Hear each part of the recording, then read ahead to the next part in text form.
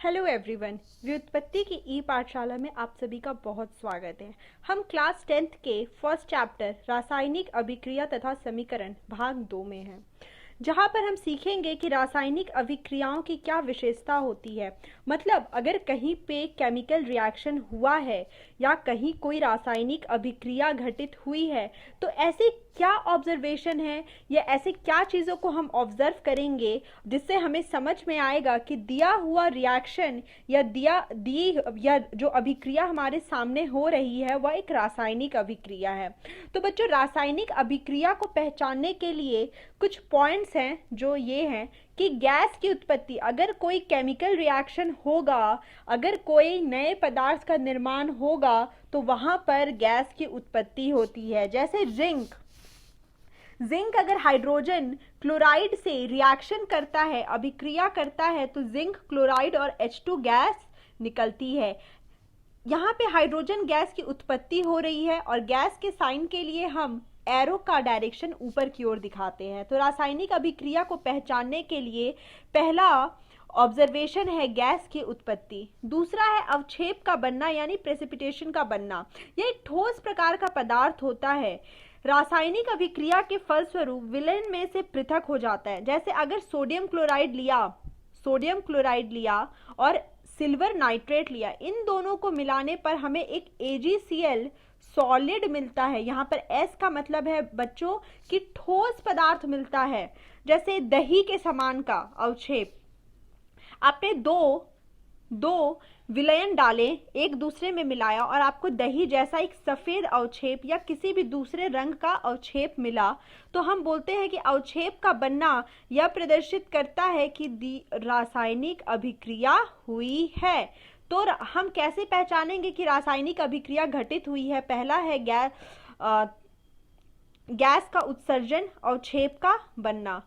रंग में परिवर्तन से भी पता चलता है कि रासायनिक अभिक्रिया हुई है। जैसे लोहे पे जंग लगना एक रासायनिक अभिक्रिया है। लोहे में जंग लगना रासायनिक अभिक्रिया है। जब हम घर में लोहा लेकर आते हैं या लोहे का सामान लेकर आते हैं तो उस समय उसका रंग अलग हो जाता है, लेकिन कुछ समय के पश्चात अगर आप उसमें देखो, आर्द्रता के संपर्क में आने के कारण उस पे लाल रंग की भूरी परत आ जाती है, जिसमें रंग परिवर्तन से समझा जा सकता है कि लोहे का संरक्षण हो रहा है या वो संक्षारण हो रहा है, वह खराब हो रहा है। तो लोहे में जंग लगने की प्रक्रिया भी एक प्रकार का रासायनिक अभिक्रिया है। ताप में परिवर्तन मतलब टेम्परेचर ज्यादा हो जाना, टेम्परेचर कम हो जाना। अगर आपने कभी ध्यान दिया होगा तो कभी कभी ऐसी आपने अपने लैब में देखा होगा कि कोई रासायनिक अभिक्रिया में टेस्ट ट्यूब तुरंत जल्दी से गर्म हो जाता है और किसी किसी रासायनिक अभिक्रिया में टेस्ट ट्यूब की जो सरफेस या सतह होती है वह ठंडी हो जाती है। तो ताप में परिवर्तन को भी हम अच्छे से आगे समझेंगे, ऊष्माक्षेपी, ऊष्मा अवशेषी माध्यम में भी। गैस का निकास और उत्सर्जन जो हमने पहले देखा कि हाइड्रोजन गैस निकलती है, वैसे कार्बन डाइऑक्साइड गैस निकलती है, क्लोरीन गैस निकलती है। रासायनिक समीकरण किसे कहते हैं? रासायनिक समीकरण मतलब कि मैंने बोला कि हाइड्रोजन ने क्लोरीन के साथ अभिक्रिया करके हाइड्रोजन क्लोराइड का निर्माण किया, या तो मैंने रिएक्शन बोल दिया, पर इसे लिखने में बहुत ही ज्यादा कष्ट है। तो इस कष्ट को खत्म करता है रासायनिक समीकरण। मतलब अगर मैंने हाइड्रोजन बोला तो हम उसके संकेत या सूत्र या सिंबल का उपयोग करेंगे जो है H। अगर हमने क्लोरीन बोला तो हम संकेत, सूत्र एवं सिंबल का उपयोग करेंगे जो है Cl। तो संकेतों एवं सूत्रों के माध्यम से किसी अभिक्रिया का विवरण देना या किसी अभिक्रिया को और छोटा करके लिखना ही रासायनिक समीकरण कहलाता है। तो रासायनिक समीकरण लिखने के कुछ नियम होते हैं, कुछ रूल्स फॉलो करते हैं और रूल्स फॉलो करने बहुत ज़रूरी है। तो यहाँ पे पहला रूल बोलता है कि अभिकारकों को बाईं ओर लिखें, उत्पाद को दाईं ओर लिखे। एक या अधिक से ज्यादा अभिकारक और उत्पाद की संख्या है तो वहां पे प्लस साइन यानी प्लस चिन्ह, धन चिन्ह का उपयोग करें। अभिकारकों और उत्पाद को एक तीर चिन्ह द्वारा दर्शाया जाता है। ये आपने देखा होगा कि हम जब बाई साइड अभिकारक लिखते हैं और उत्पाद दाईं तरफ लिखते हैं तो हम इस एरो के माध्यम से, इस चिन्ह के माध्यम से दर्शाते हैं कि बाईं ओर अभिकारक है और दाईं ओर उत्पाद। मान लीजिए कि अगर आपका अभिकारक ठोस है, मान लीजिए कि आपका अभिकारक द्रव है या गैस है, तो अगर वह ठोस है तो हम उसके बीच में उस यौगिक को लिखने के बाद हम उसे ब्रैकेट में S लिखेंगे, जिसका मतलब होता है या ठोस प्रकृति का है, या द्रव्य प्रकृति का है, या गैसीय प्रकृति का है। जलीय विलयन, हमने कोई यौगिक लिया, उसे जल में घोलकर उसका एक सॉल्यूशन या विलयन बना दिया, जिसे हम एक्वस बोलते हैं, एक्वस। तो उसके लिए हम AQ का उपयोग करते हैं। यहाँ पे बच्चों अगर हम इन्हें यहाँ पर G लिखा और यहाँ पे S लिखा और हमने यहाँ पे G और L लिखा, तो यहाँ पे बोलने का मतलब है कि A और B हमारा अभिकारक है, A और B हमारा अभिकारक है, A और B हमारा अभिकारक है, C और D हमारा उत्पाद है।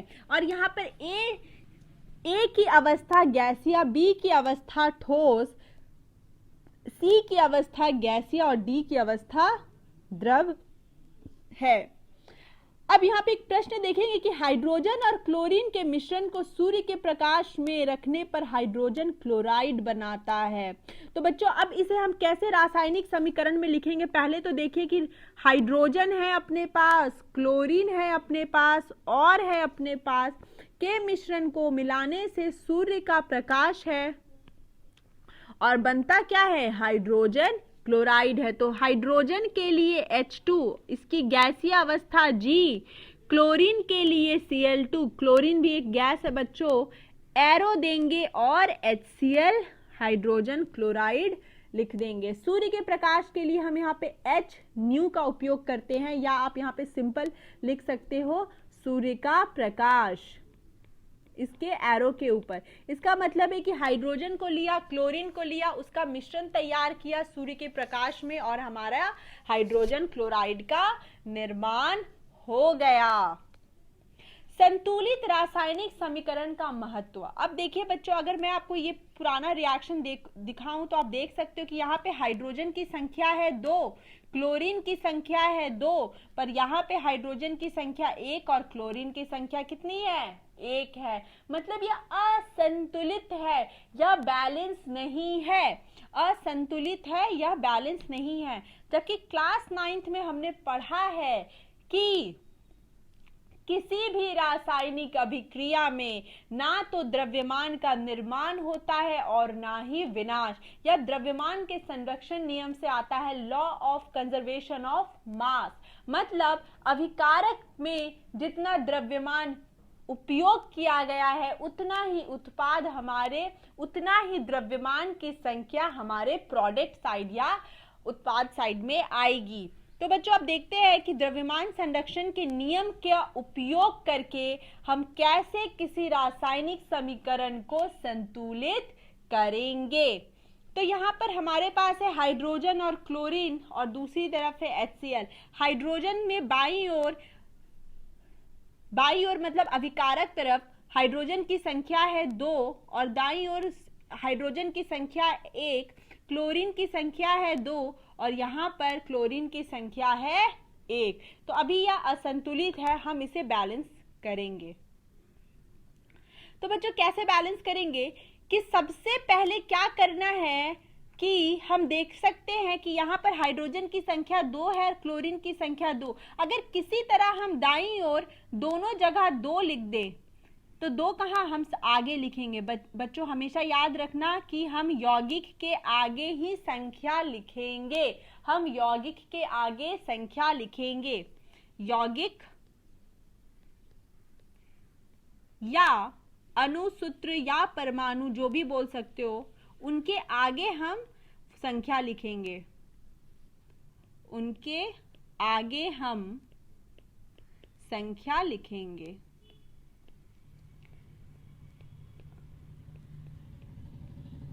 आगे हम संख्या लिखेंगे। क्यों बच्चों? क्योंकि यहां पर जो 2 और क्लोरीन का जो 2 यहाँ स्थित होता है यह नेचर से आता है, मतलब कि इस यहाँ पे जो 2 3 4 जो नीचे की ओर लिखा जाता है या परमाणु या अणु अपनी स्थिति को दर्शाते हैं वातावरण में। मतलब अगर क्लोरीन है तो उसकी स्टेबिलिटी या उसका स्थायीपन Cl2 में है, इसलिए वहां पे 2। लेकिन जो आगे हम जो वैल्यू लिखते हैं वह हम केमिकल रिएक्शन या रासायनिक अभिक्रिया को बैलेंस करने के लिए लिखते हैं।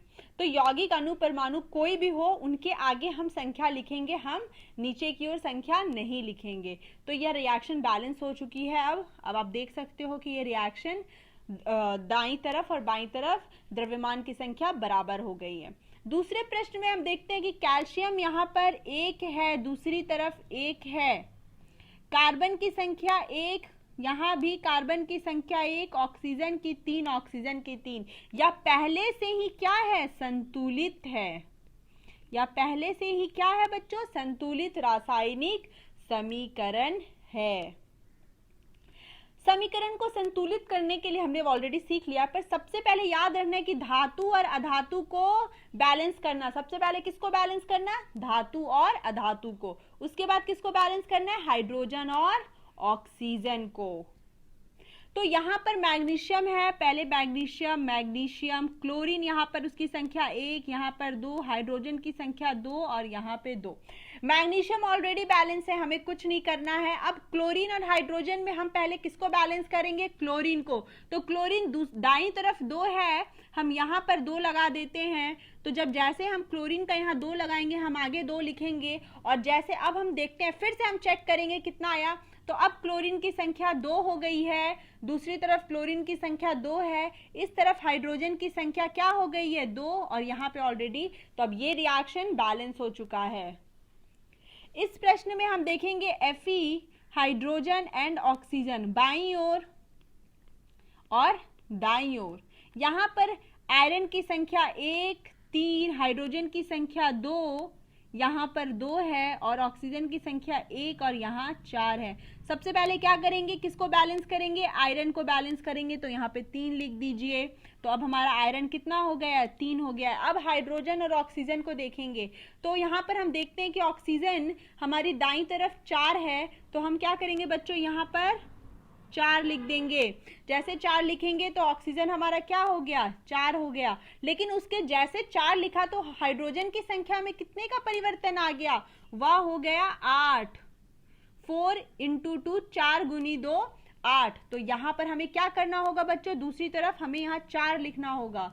तो यहाँ पर भी हाइड्रोजन की संख्या हो गई 8। तो यह इस तरह से हमने देखा कि रिएक्शन बैलेंस है, मतलब कुछ नहीं करना है। सबसे पहले क्या करना है, धातु अधातु को बैलेंस करो, फिर हाइड्रोजन और ऑक्सीजन को बैलेंस करो।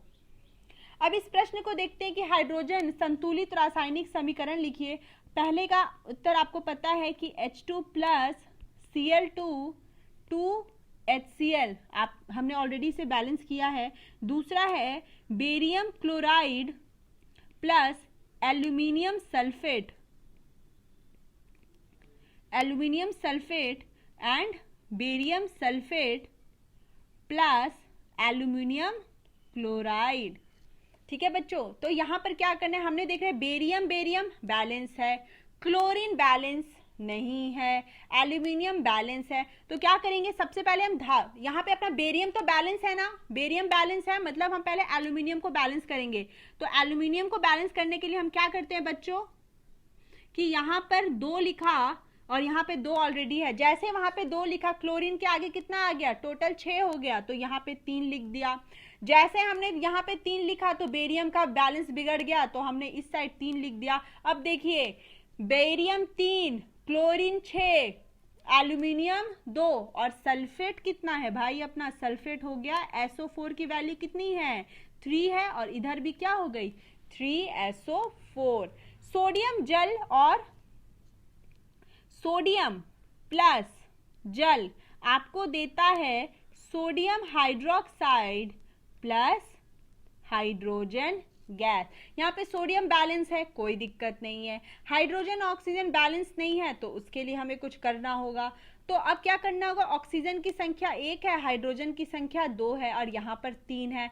तो जब भी विषम संख्या की बात हो ना, जब भी विषम संख्या की बात हो तो याद रखना कि जहां पर विषम संख्या वाला नंबर है, मतलब यहाँ पे जहां पे हाइड्रोजन 1 है वहां पे 2 लिख दो। जैसे 2 लिखा, हाइड्रोजन की संख्या हो गई 4, यहाँ पे 2 लिखा, हाइड्रोजन की संख्या हो गई 4 और ऑक्सीजन की संख्या 2, और ये रिएक्शन क्या हो गया, बैलेंस हो गया। विषम संख्या अगर आ रही है दूसरी तरफ तो हम जहां पर विषम संख्या की उत्पत्ति हो रही है, जैसे पहले यहाँ पे हाइड्रोजन में 1 था तो हम क्या करेंगे कि वहां पे 2 लिख देंगे आगे में उसकी संख्या, और फिर हम रिएक्शन को बैलेंस कर देंगे। अभी तक का अगर मैं संक्षिप्त विवरण दूं तो आपने ये समझ लिया होगा कि हम जो कोफिशिएंट में लिखते हैं, कोफिशिएंट में हम नंबर लिखते हैं, हमने अगर 2 लिखा या 3 लिखा, हमने हमेशा उसे कोफिशिएंट में लिखा है। दूसरा प्रश्न हम देखते हैं कि निम्नलिखित अभिक्रियाओं के लिए उनकी अवस्था के संकेतों के साथ संतुलित रासायनिक समीकरण लिखिए। जल में बेरियम क्लोराइड, जल में बेरियम क्लोराइड मतलब क्या होगा, जल में बेरियम क्लोराइड मतलब BaCl2 aqueous plus sodium sulphate के विलयन, सोडियम सल्फेट के विलयन मतलब Na2SO4 एक्वस। बच्चों विलयन मतलब अभिक्रिया करके सोडियम क्लोराइड का विलयन, सोडियम क्लोराइड का विलयन मतलब NaCl aqueous plus barium sulphate का अवक्षेप, अवक्षेप क्या होता है बच्चों, ठोस पदार्थ होता है, तो बेरियम सल्फेट का अवक्षेप मतलब सॉलिड। अगर आप इस रिएक्शन को देखोगे तो आपको समझ में आएगा कि रिएक्शन में कुछ नहीं करना है, बस यहाँ पे 2 लगा दीजिए और आपका रिएक्शन हो जाएगा बैलेंस्ड। अब नेक्स्ट प्रश्न है, सोडियम हाइड्रोक्साइड का विलयन मतलब NaOH एक्वस में प्लस हाइड्रोक्लोरिक अम्ल मतलब HCl एक्वस को अभिक्रिया करके सोडियम क्लोराइड का विलयन मतलब NaCl एक्वस तथा जल बनाता है, तथा जल बनाता है। जल बोले तो लिक्विड, तो यहाँ पे सोडियम क्लोराइड का विलयन, सोडियम हाइड्रोक्साइड का विलयन जल में और हाइड्रोक्लोरिक अम्ल का विलयन जल में। तो इस प्रकार हमने देखा कि कैसे रासायनिक अभिक्रिया लिखी जाती है, कैसे हम किसी यौगिक अणु परमाणु के बगल में उसकी अवस्था लिखते हैं, कैसे रासायनिक समीकरण को बैलेंस करते हैं। अगर कोई भी दिक्कत हो तो आप हमारे कमेंट सेक्शन में कमेंट जरूर करिए। धन्यवाद।